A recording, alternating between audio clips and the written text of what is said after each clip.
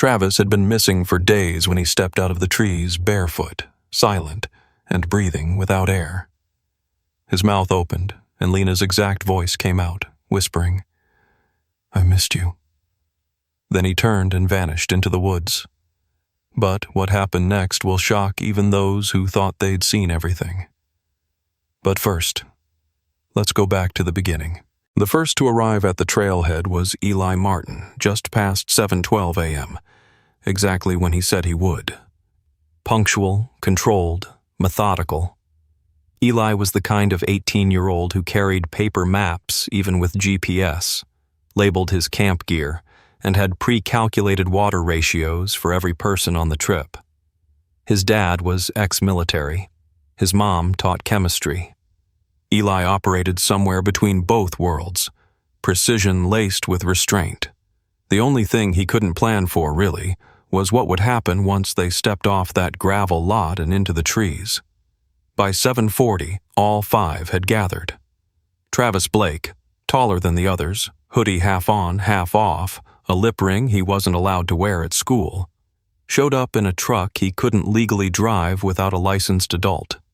He brought the cheap camcorder they'd bought off Craigslist for $20, already joking that they'd catch Bigfoot, get a Netflix deal, and never go to college. He laughed at everything, especially fear, especially his own. Jade Carter came with a single army duffel and a half-smoked pack of Newports. Her hair was tied back in a bandana, black nail polish chipped to hell. People always mistook her for being hard. Truth was, Jade didn't trust easily, but she trusted Lena Brooks, who had been her neighbor since the 4th grade, the quiet one who always had headphones in and carried 3 books at a time like armor. Lena was last to get out of the car, her father's borrowed Subaru. She didn't speak much that morning, didn't need to. Her presence was calm, grounding. Her hands trembled slightly when she cinched her backpack. No one noticed. The 5th was Danny Rivers, the kind of kid everyone liked, but no one quite understood. He was always where he said he'd be, always carried extra, always offered to split the check. He was the only one who still called his mom every night, and probably the only one who'd made sandwiches for the whole group, individually wrapped, labeled with initials. The others rolled their eyes, but they didn't refuse. They stood in a rough semicircle at the start of the Lake Valemont Trail, an underfunded, under-patrolled stretch of Oregon state parkland, bordered on 3 sides by private timber company acreage. The area was known for dense fog, rapid temperature drops, and a near-total lack of cell reception past the 1st mile. It also had no rangers stationed overnight, something Eli had double-checked. The trip had been Eli's idea, a final escape before their lives were sliced apart by adult schedules, roommates, and tuition deadlines. They would hike in, camp 3 nights, hike back out. Simple, clean. One last chapter written together. At 8:00 a.m. sharp, they crossed the boundary post. The first day was uneventful.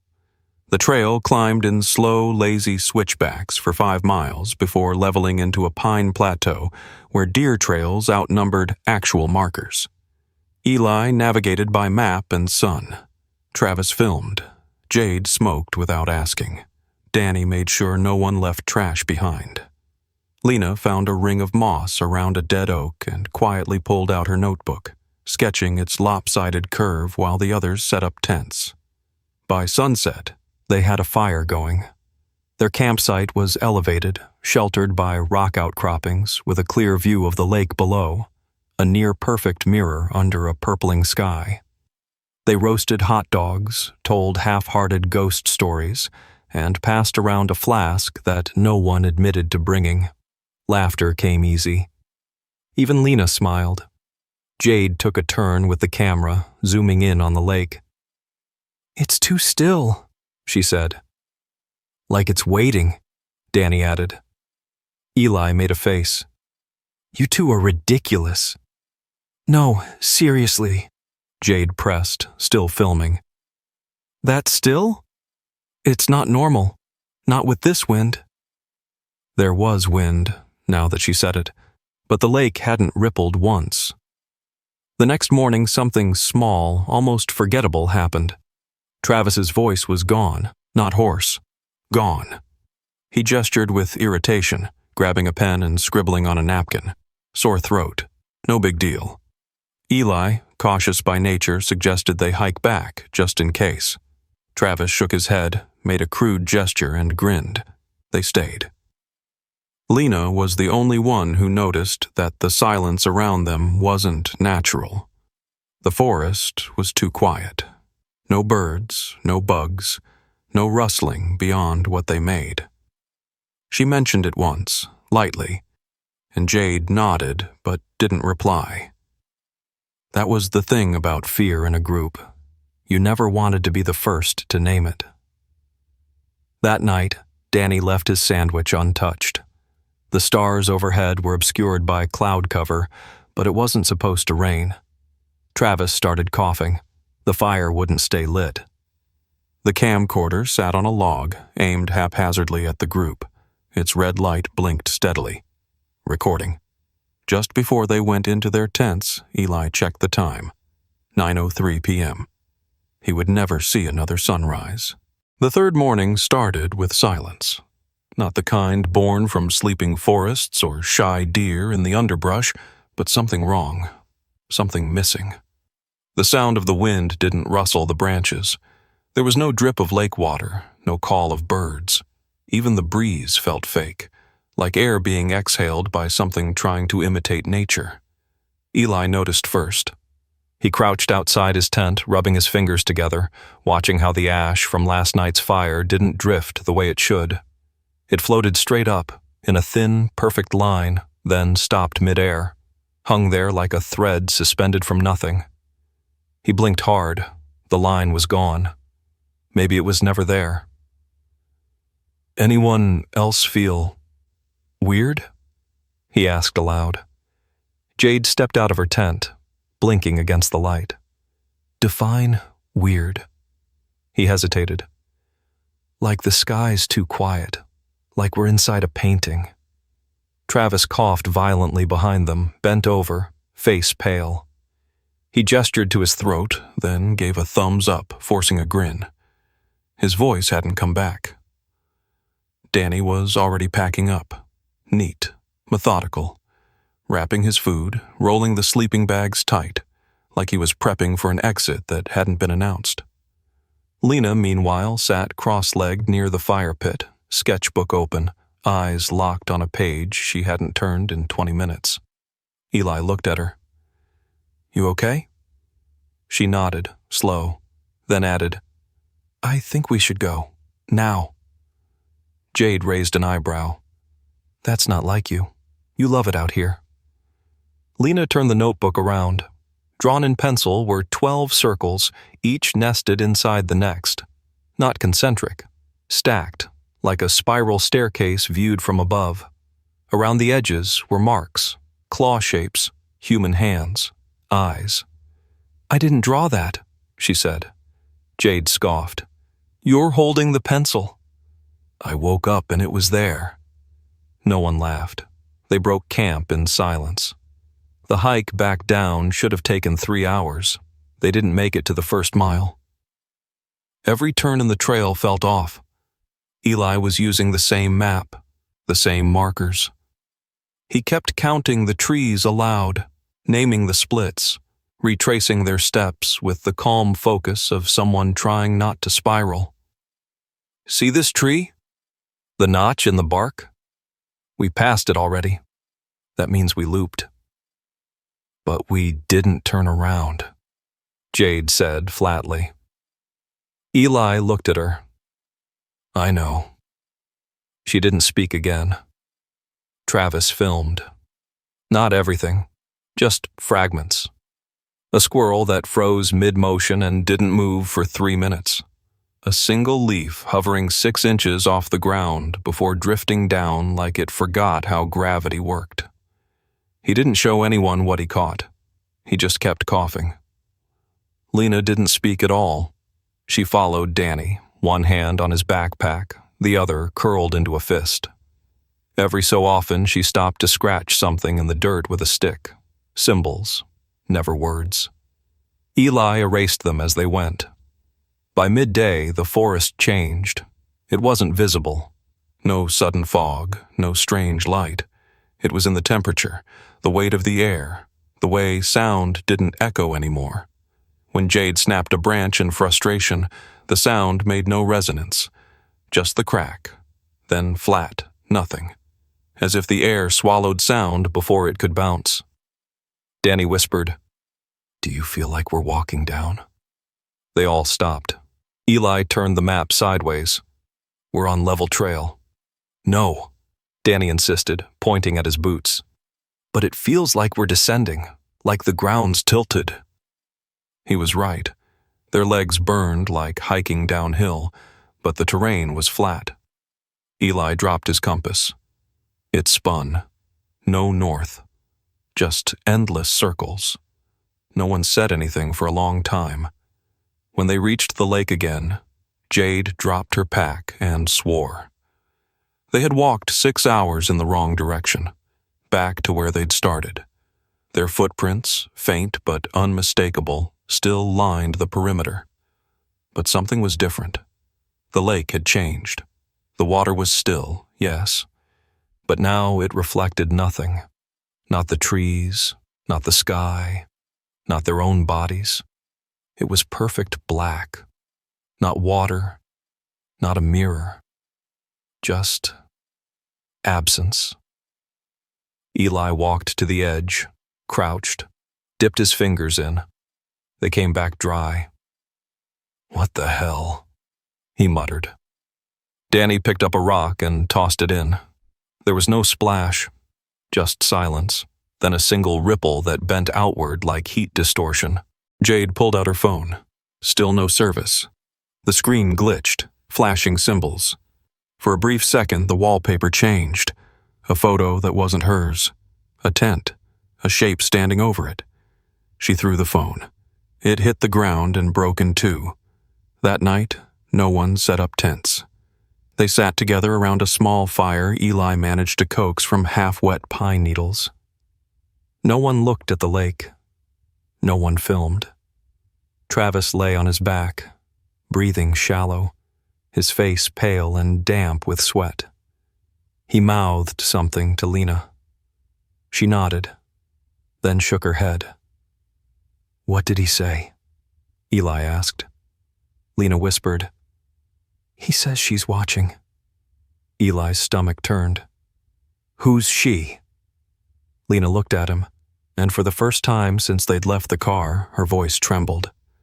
"I don't know, but she wants us to listen." Then Travis laughed.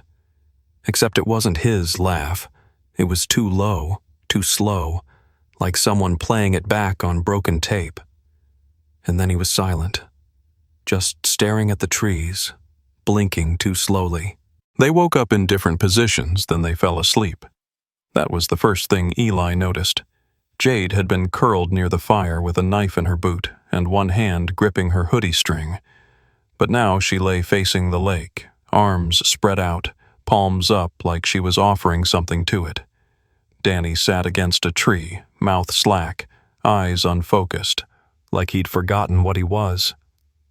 Lena was standing. Just standing. In the middle of the clearing, staring straight ahead. She didn't blink. Travis was gone. "Travis?" Eli's voice cracked, louder than intended. Nothing. "Travis!"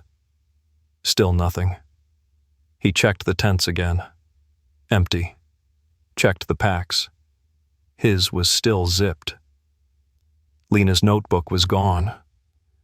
Jade stirred, sat up slowly like someone surfacing from too deep a sleep. "What time is it?" she mumbled. Eli checked his watch. 8:47 p.m. That couldn't be right. The sun was rising, not setting. Danny finally spoke, his voice flat. "We didn't sleep. We passed out. Like before." "Before what?" Eli asked, chest tightening. Danny didn't answer. Jade rubbed her eyes. "Where's Travis?" "He was here," Lena whispered. "He said something before I fell asleep. Said she forgave us." "Who the hell is she?" No one responded. They searched the woods for over an hour. No trail, no broken branches, no sounds of movement, no sign of a body dragged or a person walking. Just woods, and that black lake, always in the same spot, no matter how far they walked away. Jade threw a branch into it.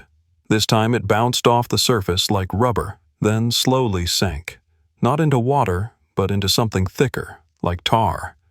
She muttered, "Jesus," and stepped back. Eli sat on a rock and unrolled the map again. His hands were shaking. He kept rechecking landmarks, but they didn't match. The trail forks were gone. The ridgelines warped.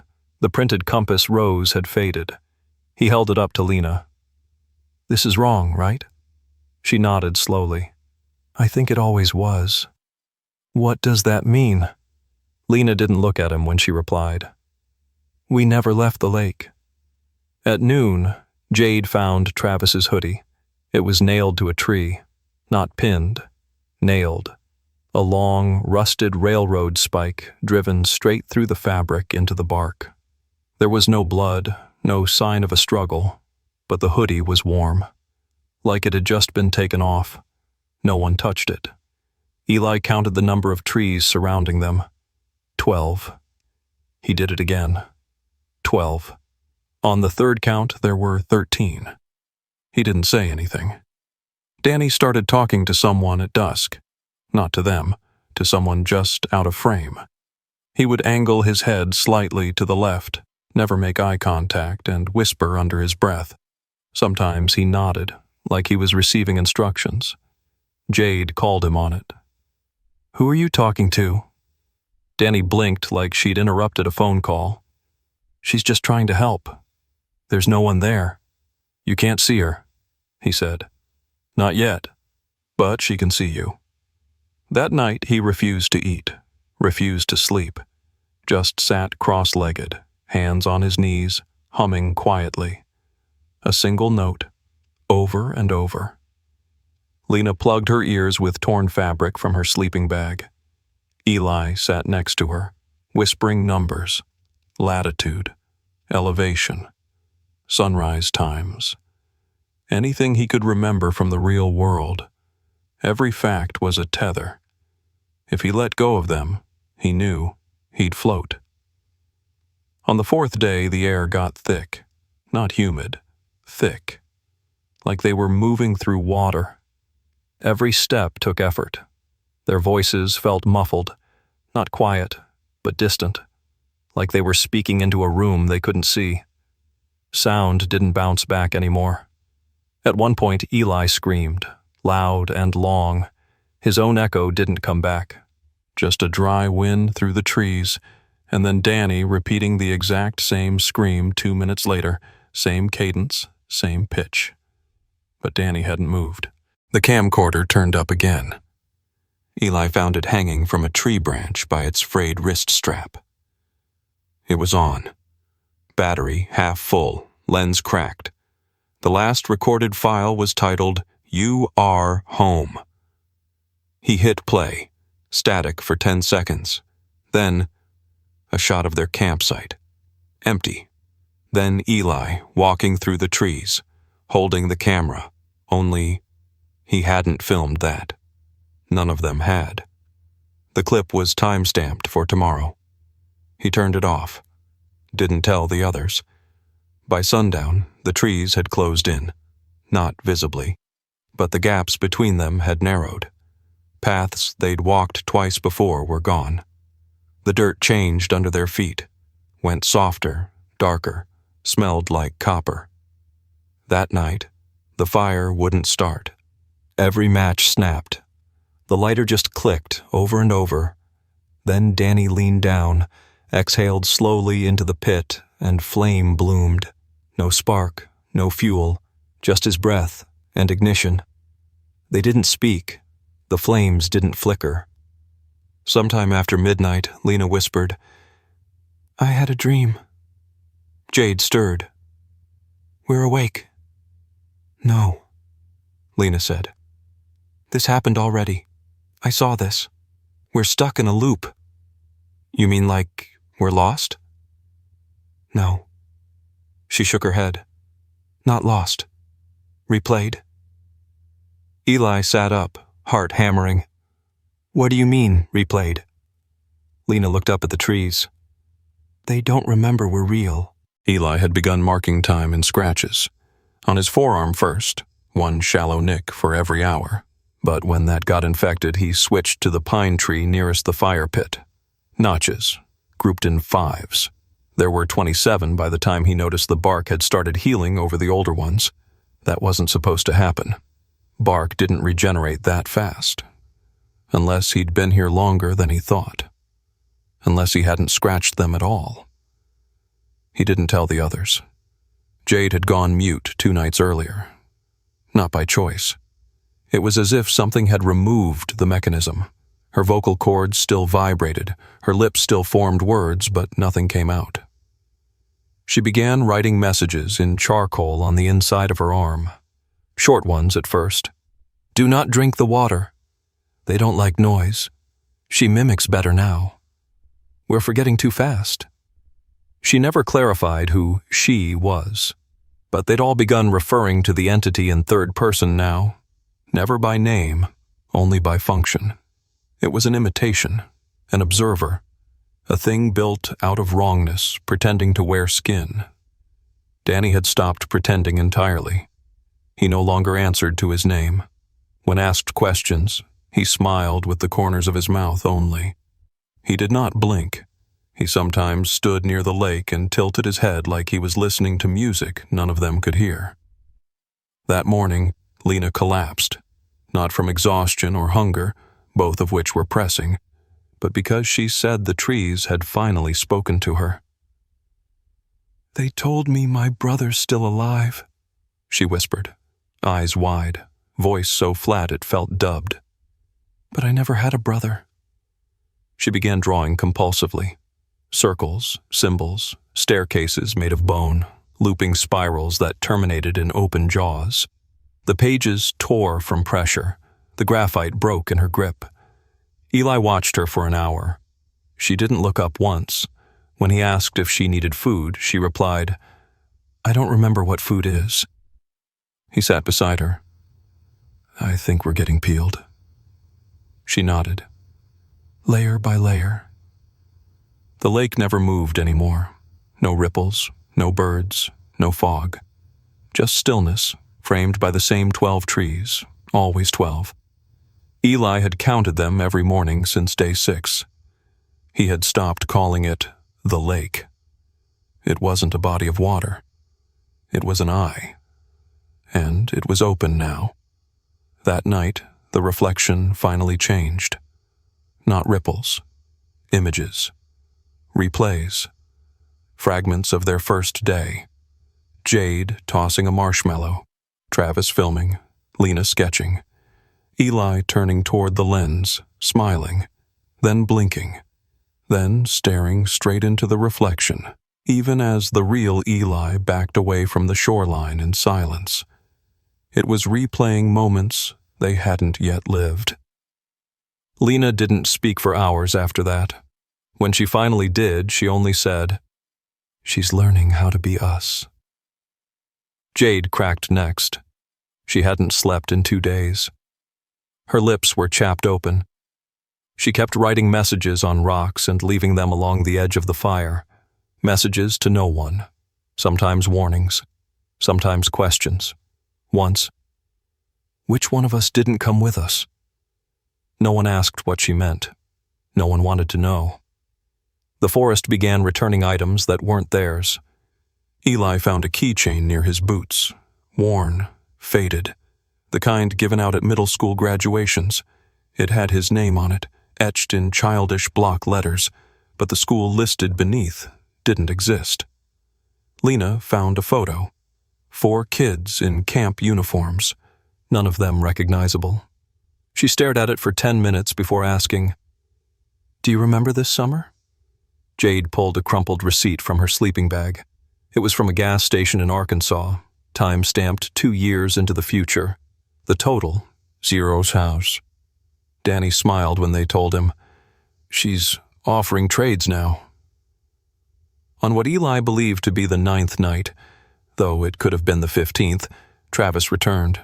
He walked out of the trees, barefoot, eyes wide, arms at his sides.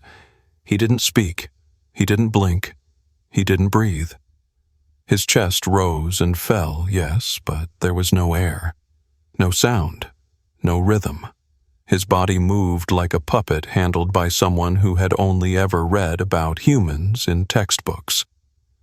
Lena walked toward him without hesitation, touched his face, whispered something Eli didn't hear. Travis opened his mouth and let out a voice, but it wasn't his voice. It was Lena's, saying, "I missed you." Lena collapsed. Travis turned and walked back into the trees. No one followed. They found the camcorder again, still recording, still naming each file automatically. The newest one was labeled "Last Full Sync." Inside the footage, all 5 of them stood at the lake's edge. Eli, Lena, Jade, Danny, Travis, staring, waiting. Then, without cue, they each turned and looked directly into the lens. The real Eli dropped the device. No one picked it up. By now, Eli could barely remember what day of the week it was, what month, what season. His hands no longer shook. That scared him more than anything. Danny hadn't blinked in 3 days. Jade's writing was now in symbols. Lena no longer responded to her name. And the lake had begun to hum.